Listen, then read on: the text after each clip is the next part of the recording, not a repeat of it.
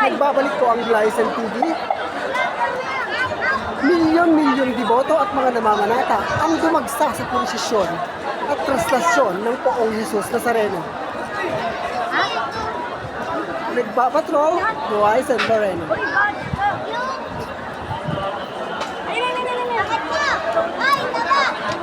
Karen, alas 2 pa lang ng madaling araw, nang dumagsa na sa Gilmo Grandstand ang mga deboto at mga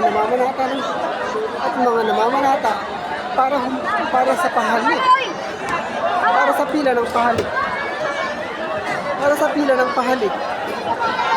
At ilang mga deboto naman ang makikita natin na galing po sa iba't ibang probinsya.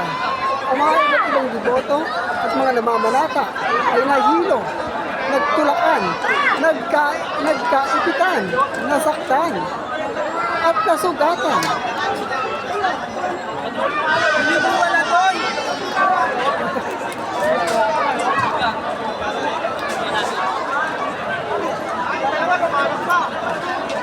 Ito po ang kaganapan ngayon dito sa Manila, kung saan ay iniliko ang imahe ng Poong Jesus Nazareno papunta at pabalik sa Basilica ng Quiapo.